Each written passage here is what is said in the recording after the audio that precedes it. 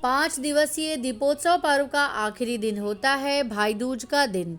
यह पर्व कार्तिक शुक्ल की द्वितीया तिथि को मनाया जाता है।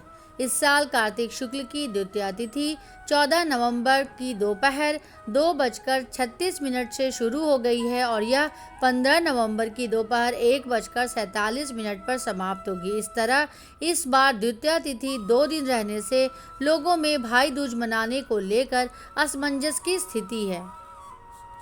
हिंदू संस्कृति में ऐसे तो अलग अलग राज्यों में सभी पर्व और त्यौहार मनाने की अलग अलग परंपरा है, लेकिन दिवाली के बाद भैया दूज के दिन बिहार और झारखंड में भाइयों की मंगल कामना के लिए बहनों के द्वारा गोधन कूटने की अनोखी परंपरा है। बिहार और झारखंड में इसे गोधन के नाम से जाना जाता है। इस दिन बहनें अपने भाइयों को श्राप देकर उनको टीका लगाती हैं, उनको मिठाई खिलाकर उनसे आशीर्वाद लेती हैं और उनके लिए मंगल कामना करती हैं।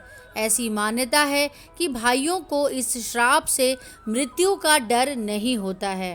गोधन के मौके पर बिहार और झारखंड में बहनों द्वारा भाइयों को जमकर कोसा जाता है और उनको गालियां भी दी जाती है। यहाँ तक कि भाइयों को मरने का भी श्राप दे दिया जाता है। इसी क्रम में बहनें अपनी जीभ में रेंगनी, जो एक प्रकार का कांटेदार पौधा होता है, उसे अपनी जीभ में चुभाती हैं और कहती हैं कि जिस मुंह से मैंने अपने भाई को गाली दिया, उसे मरने का श्राप दिया, उस भाई की आयु लंबी हो और इस जीवन को वो अच्छे से जिए। इस क्रिया को शापना भी कहा जाता है। भाई दूज मनाने के पीछे एक पौराणिक कथा भी है, जिसके मुताबिक कार्तिक शुक्ल द्वितीया के दिन यमुना ने अपने घर में भाई यम यानी यमराज का स्वागत करके उन्हें अपने हाथ से भोजन बनाकर खिलाया था। तब से कार्तिक शुक्ल द्वितीया को भाई दूज का त्यौहार मनाया जाता है। इस दिन भाइयों को अपनी बहनों के घर जाकर उनके हाथ के द्वारा बनाया हुआ खाना जरूर खाना चाहिए और अपने भाई को बहनें इस दिन टीका लगाती हैं, उनकी आरती उतारती हैं और उनसे आशीर्वाद लेती हैं। कहते हैं इससे भाई की अकाल मृत्यु का जो भय होता है वो खत्म हो जाता है और भाई की आयु लंबी होती है।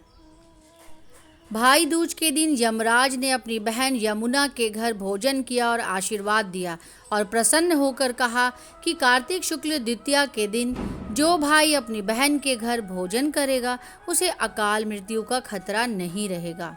और जिन लोगों की बहनें नहीं हैं वे अपने मामा, मौसी, बुआ या मुंह बोली बहन से भाई दूज का टीका लगवा सकते हैं। और यदि ये भी संभव न हो तो गाय या नदी को बहन मान ले और नदी के किनारे किसी स्थान पर भोजन कर ले। ध्यान रहे कि यम द्वितीया के दिन अपने घर में भोजन ना करें। इस दिन बहन के घर भोजन करने से अच्छी सेहत और उम्र लंबी होती है।